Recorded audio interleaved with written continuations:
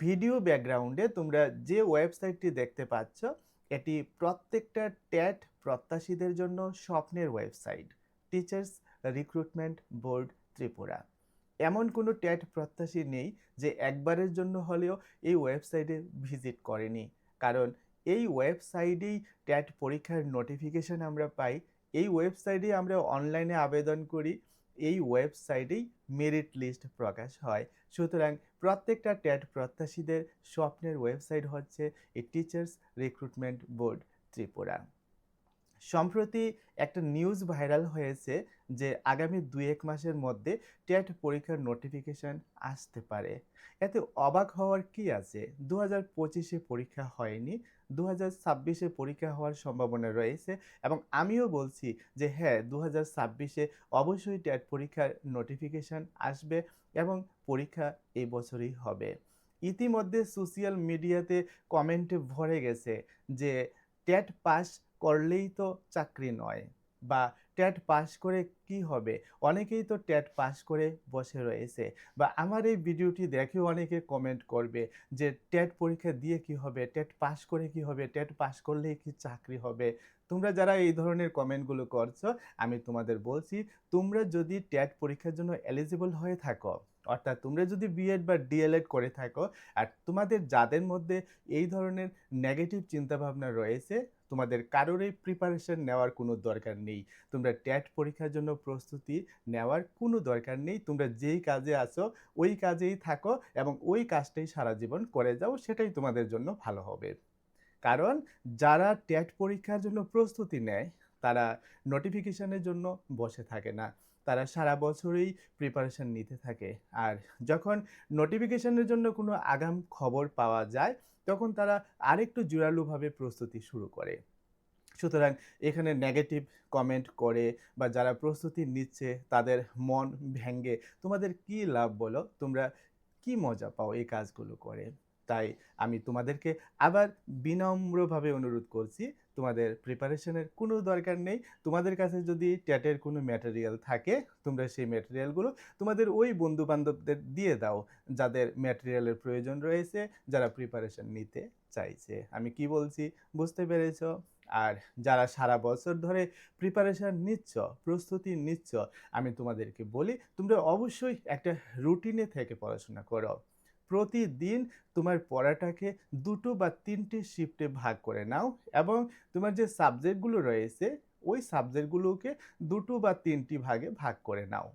যেমন আমি আমার প্রত্যেকটা টেট ক্যান্ডিডেটকে বলি যে তোমরা যারা নিয়মিত প্রস্তুতি নিচ্ছ, অবশ্যই একটা রুটিনে থেকে পড়াশোনা করো। সাপোজ তুমি যদি টিটেট পেপার 2 এর জন্য প্রস্তুতি নিতে থাকো, তাহলে তোমার টিটেট পেপার 2 এর যে সাবজেক্টগুলো রয়েছে, that means English, Bengali, CDP আর এসএসটির মধ্যে history, geography and political life, অর্থাৎ তোমার টোটাল সাবজেক্ট হচ্ছে 6টা। এই 6টা সাবজেক্টকে তুমি 2টো ভাগে ভাগ করে নাও। একটা ভাগে 3টি সাবজেক্ট রাখো এবং আরেকটা ভাগে আর বাকি 3টি সাবজেক্ট রাখো। যেমন আজকে সকালে ঘুম থেকে উঠলে, ঘুম থেকে উঠে বাংলা, ইংরেজি এবং সিডিপি, এই 3টি সাবজেক্ট তুমি টার্গেট নিয়ে তুমি আজকে সকালে পড়ো। এখন কথা হচ্ছে, সকালে তুমি সময় দিতে পারো 2 ঘন্টা বা 1.5 ঘন্টা। এই 2 ঘন্টা বা 1.5 ঘন্টা সময়ে তুমি বাংলা, ইংরেজি, সিডিপি 3টা সাবজেক্ট কিভাবে পড়বে? হোক না সময়টা কম, তাহলে যে সময়টা তুমি পড়াশোনা করছো, ওই সময়টাকে তুমি 3টা ভাগে ভাগ করে নাও। তুমি আধা ঘন্টা বাংলা পড়ো, আধা ঘন্টা ইংরেজি পড়ো এবং আধা ঘন্টা সিডিপি পড়ো। এখন কথা হচ্ছে, আধা ঘন্টা পরে কি হবে? আরে বাবা, তুমি তো এমন না যে আজকে আধা ঘন্টা পড়েছো আর 1 সপ্তাহ এই সাবজেক্টটা তুমি ধরবে না। তুমি তো রোজ প্রতিদিন আধা ঘন্টা করে এই সাবজেক্টটা পড়ছো। সকালে ঘুম থেকে উঠে তুমি ইংলিশটা নাও, ইংলিশটা আধা ঘন্টা পড়ো, যতটুকুই পারো। একটা চ্যাপ্টার পুরো সম্ভব না আধা ঘন্টায় পড়া। তুমি 1টা পেজ, 2টা পেজ, 3টা পেজ, তুমি গ্রামারের 2টা 4টা 5টা রুলসই শিখো না। পরের দিন আবার কন্টিনিউ করতে থাকো। অর্থাৎ ইংরেজিটা পড়ার পর তুমি বাংলাটা হাতে নাও। বাংলাও সেম ভাবে তুমি আধা ঘন্টা 1 ঘন্টা যতটুকু পারো তুমি পড়ে নাও। তারপর সিডিপিটা হাতে নাও। আধা ঘন্টা 1 ঘন্টা যতটুকু পারো তুমি পড়ে নাও। অর্থাৎ সকালবেলা তোমার জন্য যতটুকু সময় বরাদ্দ রয়েছে, অর্থাৎ কাজের ফাঁকে আমরা যতটুকু সময় পাই, ওই সময়টাকে আমি 3টা ভাগে ভাগ করে বাংলা, ইংরেজি এবং সিডিপিটা পড়াশোনা করব। এবার সারাদিন তো আমাকে কাজে থাকতে হবে, কারণ আমরা কেউই তো বেকার বসে থাকি না, কেউ টিউশন করি, কেউ প্রাইভেট স্কুলে জব করি বা অন্যান্য জব করি, অর্থাৎ কোনো না কোনোভাবে কিন্তু দিনের সময়টা আমরা কাজে লাগাতে পারি না। তাহলে সন্ধ্যায় আমরা ঘরে ফিরছি, অনেকে আছে সন্ধ্যার সময় টিউশন থাকে, টিউশন থাকলে টিউশন সেরে আমরা যখন বাড়িতে ফিরবো তখন আবার ১.৫ ঘন্টা ২ ঘন্টা সময়ের জন্য আমরা বসবো।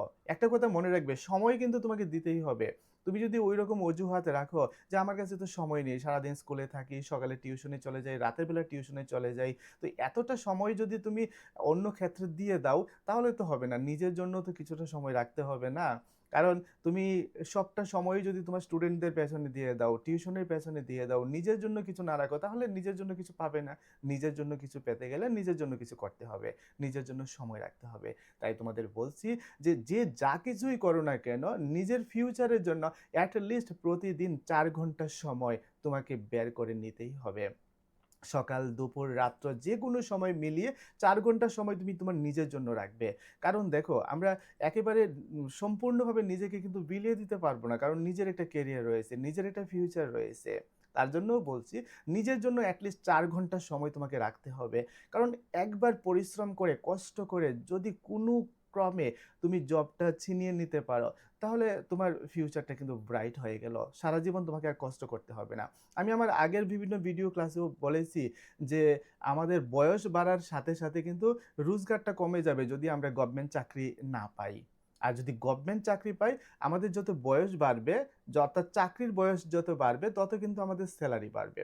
এই কথাটা কিন্তু মাথায় রাখতে হবে। আমাদের ভবিষ্যৎটাকে নিশ্চিত করার জন্য অবশ্যই আমাদের ক্যারিয়ার নিয়ে ভাবতে হবে।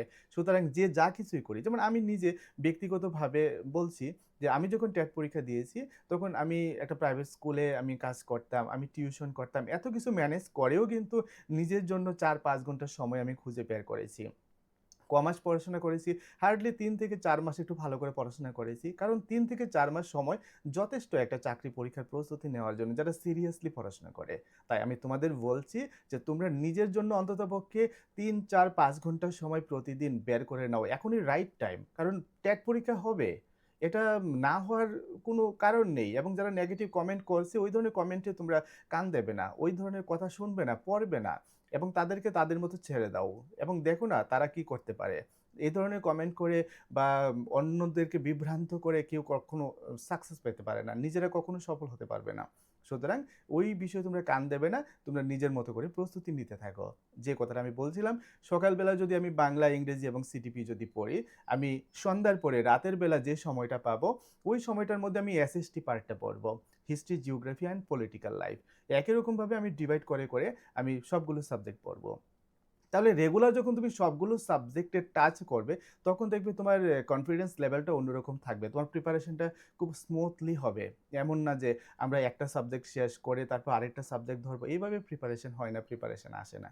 সুতরাং যেভাবেই প্রিপারেশন নাও না কেন, যেখান থেকে প্রিপারেশন নাও না কেন, এটা রুটিন মেনটেন করে একটা ভালো স্টাডি ম্যাটেরিয়াল পাশে রেখে তোমরা অবশ্যই পড়াশোনা করবে। তো আমি তোমাদেরকে এই ভিডিওতে এটাই বলতে চাইছি, সময় নষ্ট করবে না। এখনই হচ্ছে সঠিক সময় ঘরে বসার এবং প্রস্তুতি শুরু করার। এখন থেকে যদি প্রস্তুতি নিতে থাকো তাহলে যেই সময়টা তোমাদের হাতে রয়েছে এই সময়ের মধ্যে সুন্দরভাবে তোমাদের প্রিপারেশন শেষ হবে। আর একটা বিষয়ের প্রতি তোমরা জোর দেবে, সেটা হচ্ছে মক টেস্ট। বেশি বেশি করে মক টেস্ট দেবে। যে চ্যাপ্টারটা পড়বে ওই চ্যাপ্টারের উপর তোমরা মক টেস্ট দেওয়ার চেষ্টা করবে। মক টেস্টগুলো দিলে পরেই দেখা যাবে যে একটা সাবজেক্টের উপর তোমার কনসেপ্টটা ক্লিয়ার হবে। এই সাবজেক্টের উপরে তুমি কয়টা প্রশ্ন পারো, সেই পারা না পারার উপরে তোমার কনফিডেন্স লেভেলটা তৈরি হবে। তো মক টেস্টই হচ্ছে চূড়ান্ত কথা। মক টেস্ট ছাড়া আজকের দিনে টেট পরীক্ষার জন্য ভালো প্রস্তুতি কেউ নিতে পারে না। ওভারঅল আমি তোমাদের একটা কথাই বলতে চাইছি যে গুজবে কান দেবে না, নিজের উপর বিশ্বাস রাখো এবং প্রস্তুতি নিতে থাকো, কারণ পরীক্ষা তোমাদের এই বছরই হবে।